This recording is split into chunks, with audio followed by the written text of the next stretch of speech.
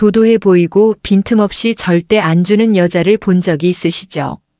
저처럼 예쁘기도 하고 몸매 좋아서 남자들이 쉽게 다가가지 못하는 경우가 있습니다. 하지만 여러분, 오히려 이런 여자들은 생각보다 쉽게 무너질 수도 있습니다. 바로 이 방법만 알고 있다면 말이죠. 오늘은 중년 아줌마, 아니 사실은 모든 여자들을 꼬실 수 있는 비밀의 방법을 알려드리겠습니다.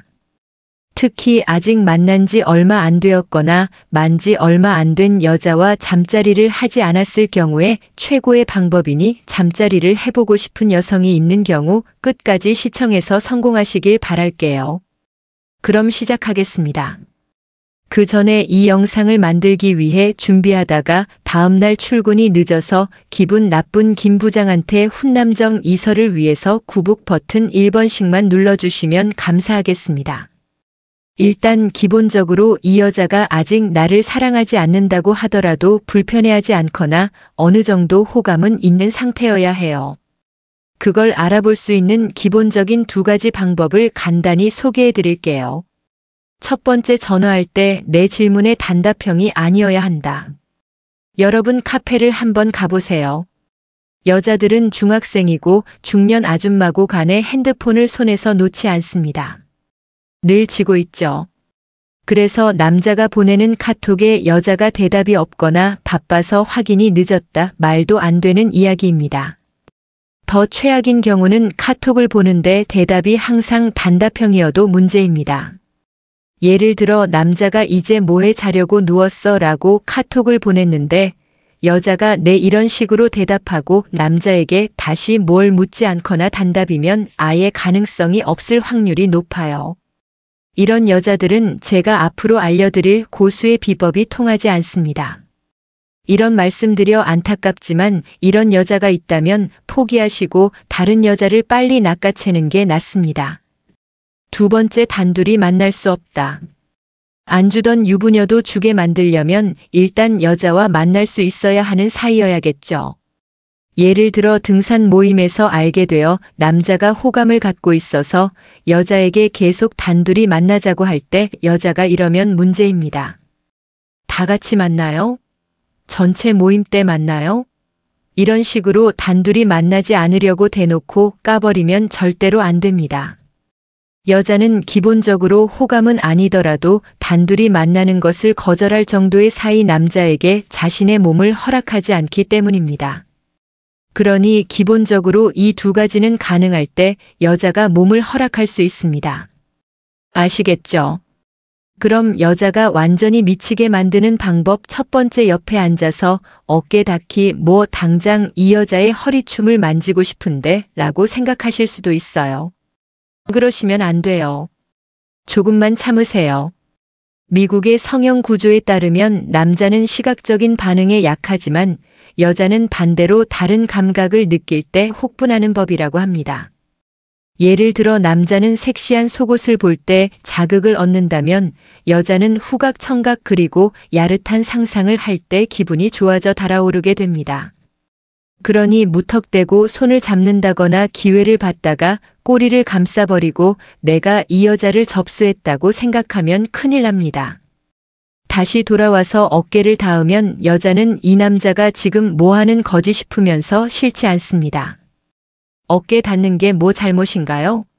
하지만 그 상태로 계속 길을 같이 걷거나 술집에서 나란히 앉아있는 상황이라면 여자는 혼자서 야릇한 상상을 하게 됩니다. 왜냐하면 일상적인 스킨십이 아니라 닿을랑 말랑한 그런 접촉에 여자는 더욱 흥분하기 때문이에요. 남자들도 보일랑 말랑할 때 더욱 자극을 느낀다고들 하죠. 여자들도 마찬가지입니다. 상상과 분위기의 동물이기 때문에 당장은 아니더라도 뭔가 이루어질 듯한 사소한 스킨십을 해보세요. 진짜 재밌는 것은 여자는 혼자서 달아오르고 젖을 수도 있습니다.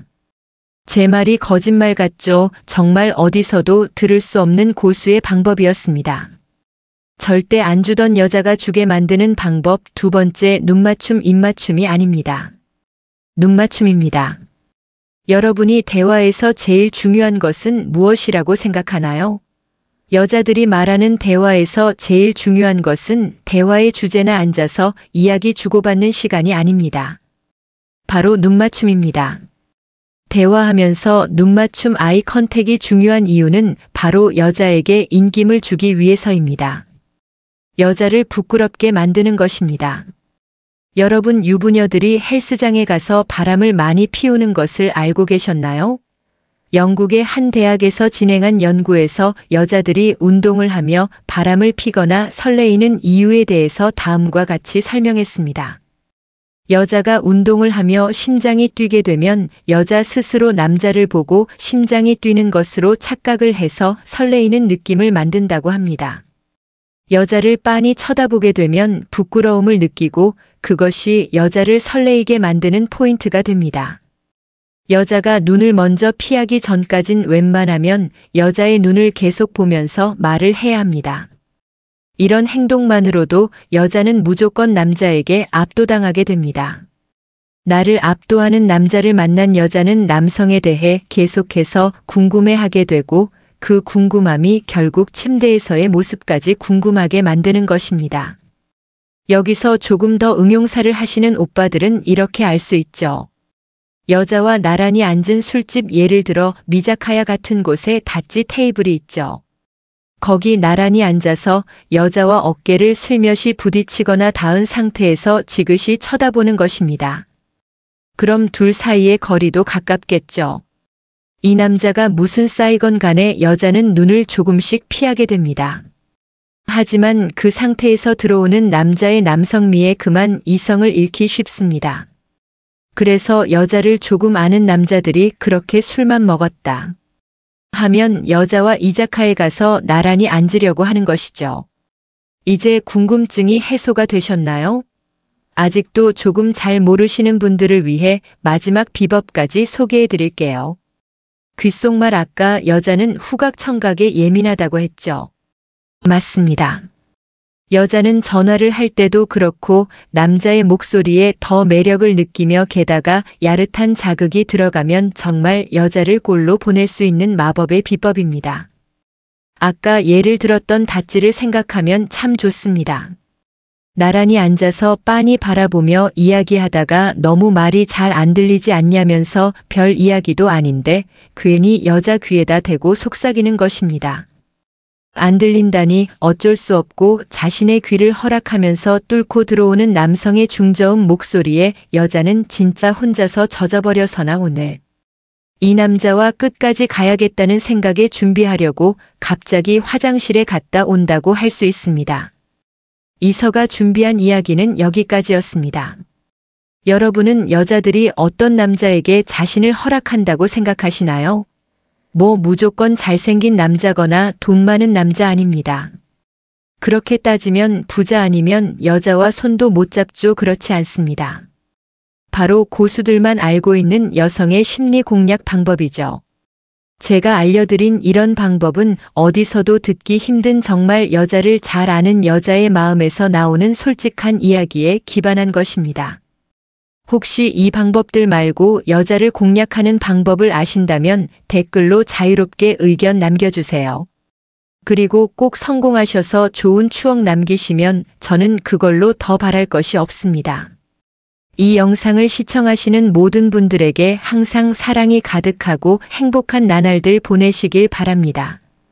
열심히 영상을 만들어 요약한 이서를 위해서 구독 버튼과 좋아요 1번씩 꼭 부탁드려요. 다음에도 재미있고 건강하면서 야릇한성 이야기로 돌아오겠습니다. 감사합니다. 물 충분히 마셔주세요. 어떤 병으로 병원에 가든지 간에 가장 흔히 들을 수 있는 의사들의 조언이다. 실제로 물을 자주 마셔주는 것은 건강에 좋다. 몸속 노폐물을 배출하고 변비에도 도움이 되는 등 신체 기능 전반에 도움이 되기 때문이다.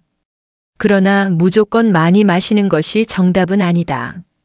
전문가들은 권장 수분 섭취량이 정해져 있는 것은 아니며 개인의 생활 습관과 건강 상태에 따라 다르게 섭취해야 한다고 조언한다. 또 지나치게 많이 마시거나 간경화나 신부전 등 일부 질환이 있는 경우 물은 오히려 독이 될 수 있다. 수분 섭취 사람마다 다르게 지나치면 저나트륨 혈증. 일반적으로 하루 권장 수분 섭취량은 2L로 알려져 있다. 하지만 이는 모든 사람에게 동일하게 적용되는 기준은 아니다. 한국영양학회에서 2020년 제시한 1일 수분 충분 섭취량에 따르면 새끼 일반식으로 섭취되는 수분을 제외하면 성인 남성의 경우 1949세 1.2L 5074세, 1L 75세 이상 1.1L의 수분을 따로 섭취하면 된다.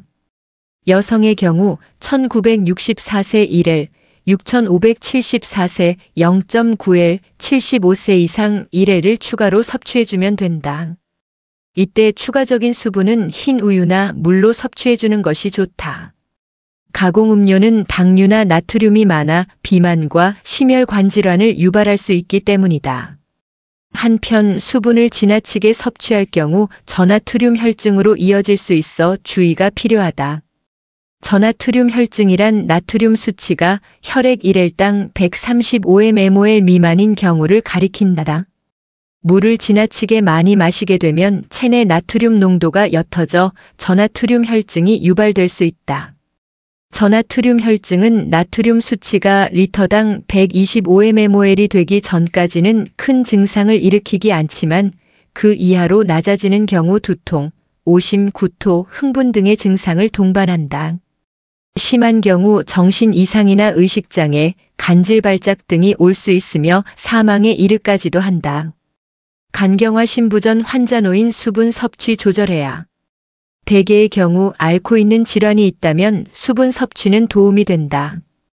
특히 요로 결성이나 방광염을 앓고 있다면 수분 섭취를 많이 해주는 것이 좋다.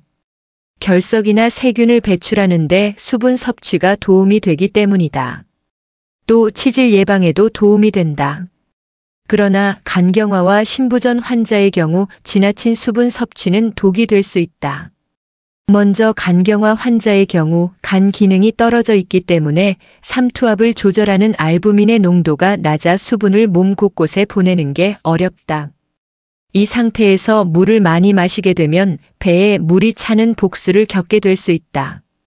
신부전 환자는 떨어진 심장 기능이 문제다.